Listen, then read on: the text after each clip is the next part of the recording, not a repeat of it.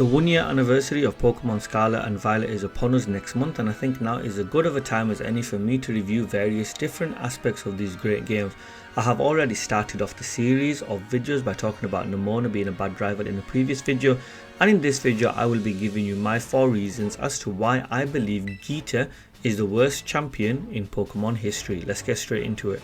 Number 1, she has already been defeated. The dialogue within the game already mentions that Nemona has defeated the so-called top champion Geeta, which is why she has champion rank status.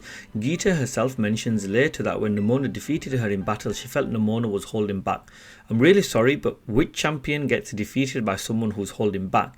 Now, if we look back at great champions such as Leon, Cynthia and Steven, these champions are revered for not being defeated within their respective regions. This doesn't fit the bill of a true so-called champion in my opinion, hence making Geeta one of the worst champions, or if not the worst champion in Pokemon history.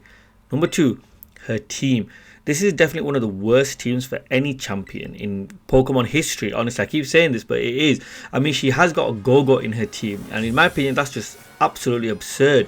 A partially trained Skeledirge takes out 5 of her 6 Pokemon, and as Fuecoco is the most popular starter Pokemon in Paldea according to various different web sources, it just isn't going to be really much of a challenge. In my opinion, a champion with a weak team is no champion at all. Number 3, her ace Pokemon. Over the past generations, we have seen great champions have great ace Pokemon.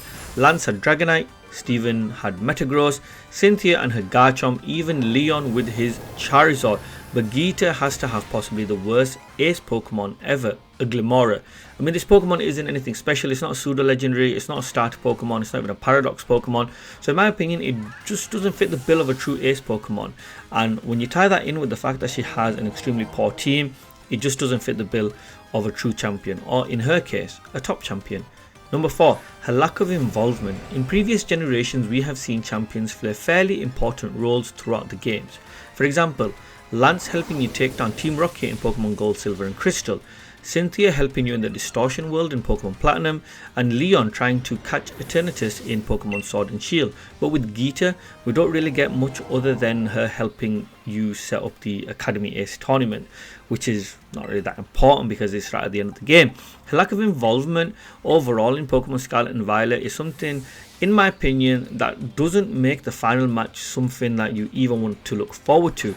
Because we know Lance and because we know Cynthia and because we even know Leon, because of their involvement within the game, it's something to look forward to after taking on the Elite Four. But with Geeta, we just don't get that level of excitement, and I think this definitely does put her down as a top champion, and is just something that reinforces my opinion that she is the worst champion in Pokemon history.